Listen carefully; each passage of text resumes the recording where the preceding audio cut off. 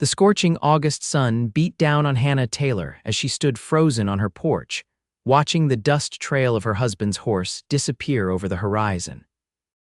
Quinn had taken everything their savings, her mother's silver, and the last shreds of her dignity all to chase after Vivian Moore, the new schoolteacher whose Eastern refinement had bewitched half the men in Sweetwater Creek, Texas.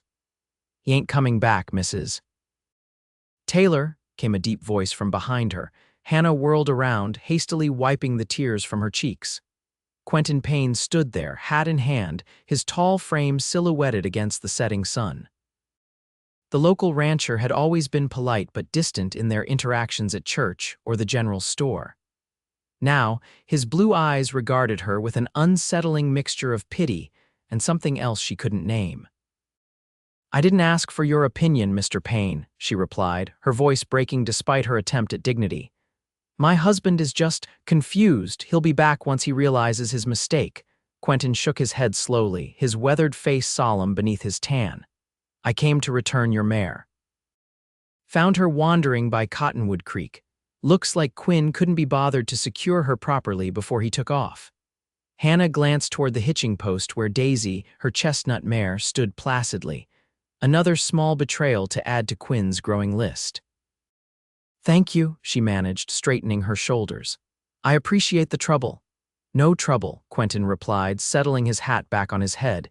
He hesitated, then added, "If you need anything chopping wood, fixing that loose shutter, anything at all, you send word to my ranch." "I'm happy to help."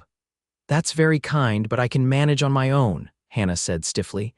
26 years old and abandoned, she couldn't bear the thought of becoming an object of charity. Quentin nodded once, respect in his eyes. "Never doubted it for a second, Mrs. Taylor." "Just know the offer stands." He tipped his hat and turned to leave. "Mr. Payne," Hannah called impulsively.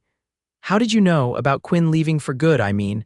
Quentin turned back, his expression carefully neutral. "Overheard him at the saloon last night. Bragging about starting fresh in San Diego with the schoolmarm. Said some things no man should say about his wife." His jaw tightened. "If you'll pardon me saying so, you deserve better than a man who'd speak that way or leave the way he did." With that, he mounted his stallion and rode off, leaving Hannah alone with the crushing reality that her 5 years of marriage had meant nothing to Quinn Taylor. As darkness fell across the small ranch, she allowed herself one final night of tears before resolving that tomorrow would be the first day of her new life, whatever that might be. The next morning dawned with merciless brightness. Hannah rose before the sun, having barely slept. Their modest ranch suddenly felt cavernous in Quinn's absence, though she had to admit the silence was peaceful without his constant complaints and criticisms. She pulled on her work dress and faced herself in the mirror. Her auburn hair was escaping its pins, and her green eyes were swollen from crying. "Stop it," she told her reflection firmly. "Tears won't milk the cow or mend the fences." By mid-morning, Hannah had discovered just how much Quinn had neglected. The north pasture fence was barely standing, the barn roof leaked in 3 places, and the vegetable garden was overrun with weeds. Worst of all, after checking their lockbox hidden beneath the floorboards, she confirmed he'd taken nearly every cent they had, leaving her with just a few dollars to last until whenever. "Mrs. Taylor," a familiar voice called from the yard. Hannah looked up from her sad inventory to see Quentin Payne dismounting from his horse. Unlike yesterday, he wasn't alone. 3 ranch hands accompanied him, each leading pack horses loaded with lumber and tools. "Mr. Payne," she acknowledged, wiping her hands on her apron as she stepped outside. "This is unexpected." "Hope you don't mind," he said, removing his hat. "Figured you might need some repairs, and my boys and I had a free morning." Up close, she noticed he was younger than she'd thought, maybe 30 or so, with laugh lines around his eyes that suggested he smiled more often than she'd seen. Pride warred with practicality in Hannah's mind. The ranch had been her dream as much as Quinn's. If she lost it because of stubborn pride, she'd never forgive herself. "I can pay you when the harvest comes in," she offered. Quentin shook his head. "No need, neighbors help neighbors out here, that's the code of the West." "At least let me feed you lunch," Hannah insisted. Something like pleasure flickered across Quentin's face. That would be mighty appreciated. Been a while since we had a home-cooked meal at the Double P. As the men set to work, Hannah marveled at their efficiency. By lunchtime, the barn roof was patched, and they were well into mending the north fence. She called them in for a simple meal of beans, cornbread, and coffee, watching as they removed their hats and washed up with surprising gentility before sitting at her table. "This is the best cornbread I've tasted since my mama's," Quentin declared, helping himself to a second piece. Hannah felt herself blush. "My mother's recipe, she was from Georgia. You don't say, my people came from Tennessee originally." His smile transformed his face, softening the hard edges earned from years working under the Texas sun. The workers finished by late afternoon, having accomplished what would have taken Hannah weeks on her own. As they prepared to leave, Quentin hung back. "Mrs. Taylor, I hope you don't find this forward, but there's a matter I wanted to discuss." Hannah tensed, wondering if payment would be demanded after all. "My foreman's wife runs our accounts and mentioned seeing your husband at the bank yesterday. He apparently closed your accounts and took a loan against this property." The blood drained from Hannah's face. "He what?" "I'm sorry to be the bearer of bad news," Quentin said gently. "The bank will likely send someone around soon. I wanted you to have warning." Hannah sank onto the porch step, mind reeling. "He had no right. This land came from my family." "Did you have papers drawn up to that effect?" "No," she whispered. "When we married, everything became ours, or so I thought." Quentin sat beside her, keeping a respectful distance. "Mrs. Taylor, Hannah, I don't mean to overstep, but I know a good lawyer in San Antonio. Perhaps you could contest this." "With what money?" she asked bitterly. "Quinn took everything." "I could," he began. "No," Hannah cut him off. "I appreciate your kindness, truly I do. But I won't be indebted to another man." Quentin studied her for a long moment. "What if I hired you?" "Pardon me, my sister's coming to stay at the Double P next month.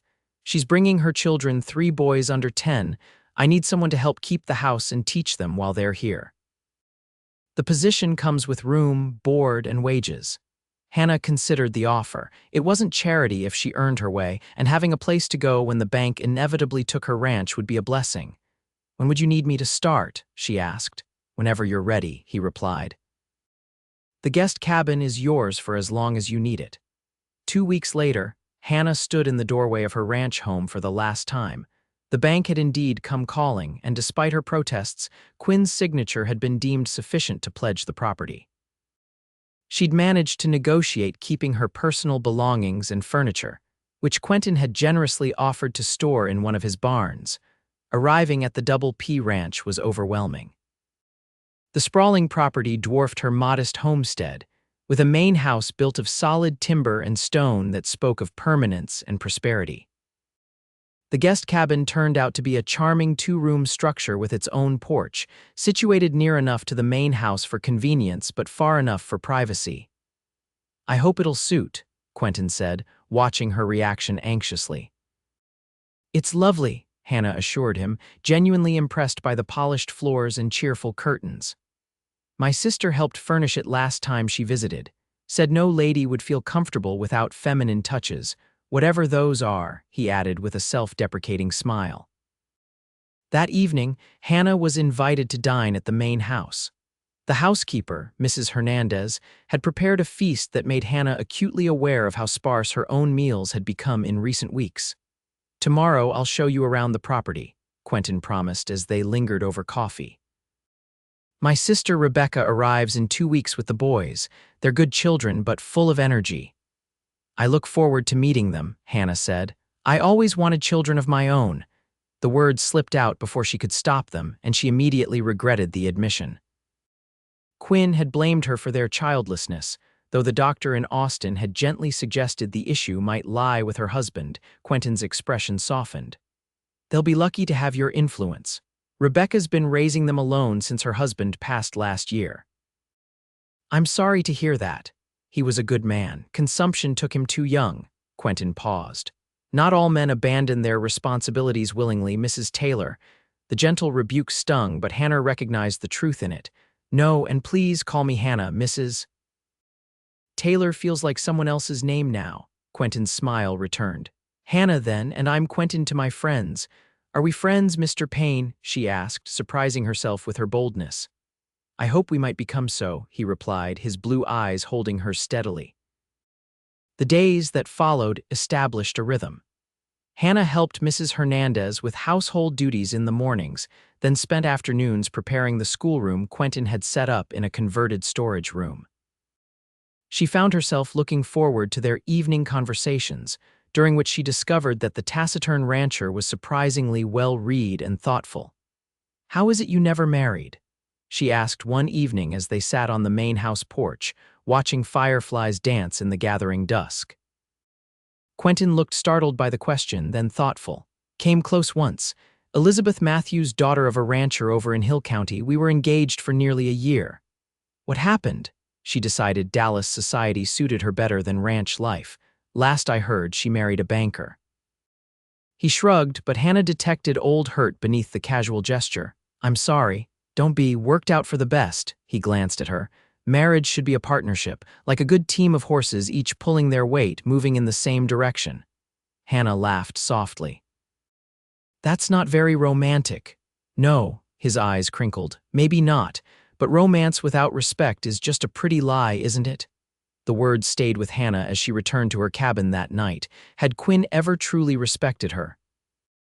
Or had she just been convenient a means to acquire her family's land, and someone to cook his meals and warm his bed? Rebecca Payne's arrival with her sons William James and little Henry brought welcome chaos to the Double P. The boys were indeed spirited, but also polite and eager to learn. Hannah found herself naturally slipping into the role of teacher and aunt figure, enjoying their curiosity and enthusiasm. "You have quite a way with them," Rebecca remarked one afternoon as they watched the boys helping Quentin groom his horses. Rebecca was a feminine version of her brother, tall and fair, with the same direct blue gaze. "They make it easy," Hannah replied. "They're wonderful children." "Quentin says you've had a difficult time recently. I'm sorry to hear about your husband." Hannah tensed, then forced herself to relax. "Thank you, it was unexpected." Rebecca gave her a shrewd look. "Was it really?" "In my experience, men who leave have usually been leaving in small ways for quite some time before they physically depart." The observation was uncomfortably accurate. Quinn had been emotionally absent for years, his interest in their marriage fading as quickly as his dreams of quick wealth had failed to materialize. "Perhaps you're right," Hannah admitted. "Still, I never thought he'd take your property and run off with another woman." Rebecca supplied when Hannah faltered. "Some men mistake possession for love. My brother isn't one of them, thank goodness." Hannah felt her cheeks warm. "Quentin has been very kind." "Kind, yes, but that's not all, is it?" Rebecca's expression was knowing.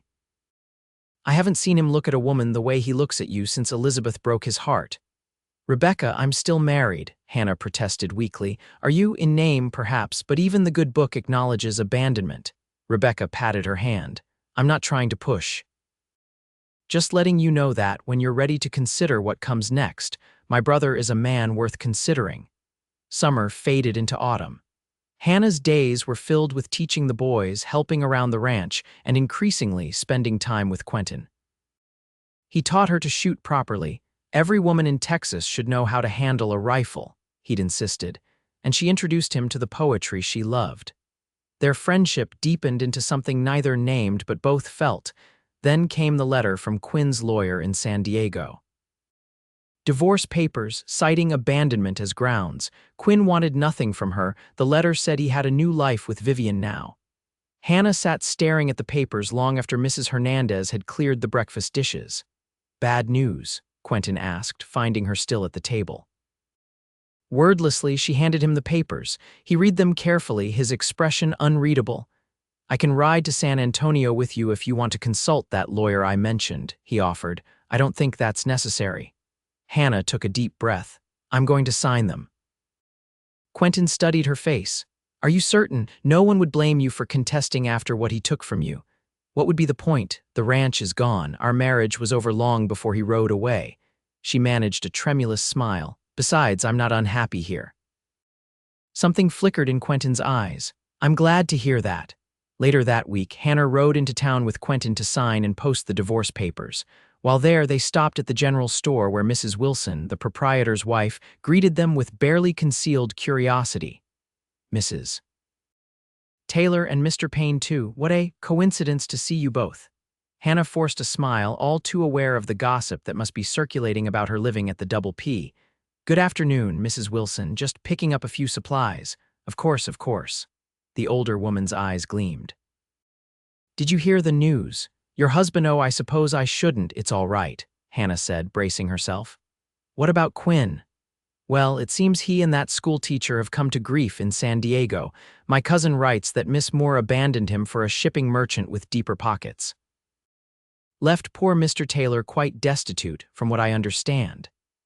Hannah felt Quentin stiffen beside her, but her own reaction surprised her.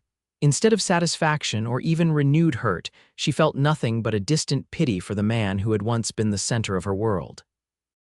I'm sorry to hear that, she said simply. Mrs. Wilson looked disappointed by her mild reaction. Yes, well, what goes around comes around, as they say.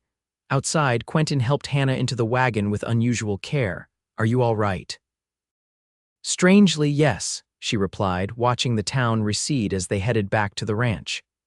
I thought news like that would affect me more, but it feels like hearing about a stranger, Quentin nodded, keeping his eyes on the road. Some hurts heal faster than others. And some people aren't worth hurting over, Hannah added softly. November brought a cold snap that had everyone at the Double P preparing for winter. The boys would be returning to Dallas with Rebecca after Christmas, and Hannah found herself surprisingly melancholy at the thought. She'd grown attached not just to the children, but to the rhythm of ranch life and the sense of belonging she'd found there. One crisp evening, Quentin invited her for a ride to what he called his thinking spot, a promontory overlooking the valley where the Double P sprawled below them. The sunset painted the landscape in fiery gold and deep purple, taking Hannah's breath away. It's magnificent, she said, dismounting to stand at the edge. Thank you for sharing this with me. I've never brought anyone else here, Quentin admitted, joining her, not even Elizabeth. Hannah turned to look at him, struck by the significance of his words. In the fading light, his features were softened, his usual reserve replaced by something more vulnerable. Quentin, Hannah, I need to say something, and I hope you'll hear me out. He took a deep breath. These past months, having you at the Double P, it's been the happiest time I can remember, her heart quickened. For me too. I know your divorce isn't final yet, and I know you might not be ready for. What I'm trying to say is. He ran a hand through his hair in frustration. Damn it, I'm not good with words like those poets you read. Hannah smiled, gathering her courage. Maybe you could just show me instead. Quentin's eyes widened, then darkened with understanding. Slowly, giving her every chance to back away, he closed the distance between them. His kiss was gentle at first, then deeper as she responded, her arms going around his neck as his encircled her waist. When they finally parted, both breathless, he rested his forehead against hers. I've wanted to do that since the day I found you standing on your porch watching that fool ride away. Hannah laughed softly. Longer if I'm being honest. I just never thought I stood a chance while you were married. His expression grew serious. Hannah, I'm not a perfect man.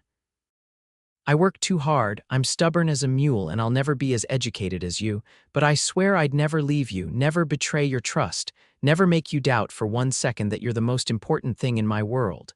Tears welled in Hannah's eyes. When Quinn left, I thought my life was over. Now I realize it was just beginning. She touched his face wonderingly. When you showed up that day, you said something I've never forgotten. What was that? You said I deserved better than a man who'd leave the way he did. She smiled through her tears. And you were right. I do deserve better. I deserve someone like you. Quentin kissed her again, and in that moment, Hannah knew with complete certainty that this was what real love felt like, not the desperate clinging she'd mistaken for passion with Quinn, but something steadier, deeper, and infinitely more precious. The weeks that followed were a delicate dance of growing intimacy, tempered by proper restraint. Hannah moved back into town to avoid further gossip, taking a room at the boarding house and continuing to teach Rebecca's boys at the Double P during the day.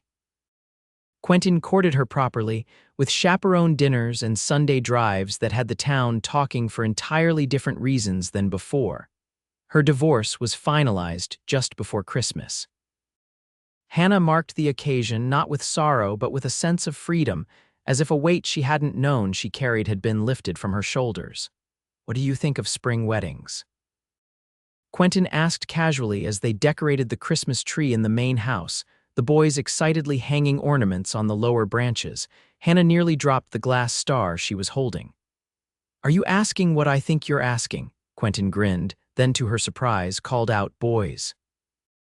Time for that special thing we talked about." William, James, and Henry came running, each solemnly presenting Hannah with a small package. "Open mine first," Henry insisted, his 6-year-old face alight with excitement.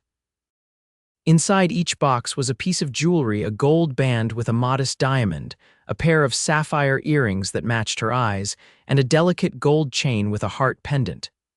"The boys helped me pick them out in San Antonio last week," Quentin explained, suddenly looking nervous. "I thought, well, since we're building a family together, they should be part of asking you to make it official." Hannah looked from the gifts to the eager faces of the boys, and finally to Quentin, who had dropped to one knee before her. "Hannah Taylor, would you do me the very great honor of becoming my wife? I promise to love you faithfully every day for the rest of my life, to respect you as my equal, and to show you how love is supposed to feel." "Say yes, Aunt Hannah," William urged, bouncing on his toes. Through happy tears, Hannah nodded. "Yes, yes to all of you." The wedding took place on a perfect April day in 1875, with wildflowers carpeting the hills around the Double P. Rebecca returned with the boys, who proudly stood with their uncle as he exchanged vows with the woman who had become so dear to all of them. The entire community turned out for the celebration, even Mrs. Wilson, who declared it the most romantic thing she'd witnessed in 30 years in Sweetwater Creek. As the sun set on their wedding day, Quentin led his bride away from the festivities to the promontory where they'd first kissed. "Happy, Mrs. Payne?" he asked, his arms around her waist as they watched the stars appear one by one. "Happier than I ever imagined possible," Hannah replied, leaning back against his chest. "You know, when Quinn left, I thought my heart was broken beyond repair. Now I realize it was just making room for something better, something real. I plan to spend the rest of my life making sure you never regret giving me that heart to hold," Quentin promised, turning her in his arms for a kiss that held all the tenderness and passion she'd ever dreamed of. 1 year later, Hannah stood on the porch of the main house, her home, now cradling her newborn son while watching Quentin teach William to rope a calf. Rebecca had decided to move to the Double P permanently with her boys, finding the ranch more healing than Dallas society after her husband's death. The extended family arrangement suited everyone, giving the children stability and the adults shared purpose. "There's a rider coming," Rebecca called, shading her eyes against the sun. Hannah tensed briefly. Old habits died hard, then relaxed, as she recognized the local doctor returning from a house call to a neighboring ranch. "Everything all right with young Master Payne?" Dr. Collins asked, dismounting to check on his newest patient. "Perfect," Hannah assured him, displaying the sleeping infant with his shock of dark hair and his father's blue eyes. "Though he has his days and nights confused, I think."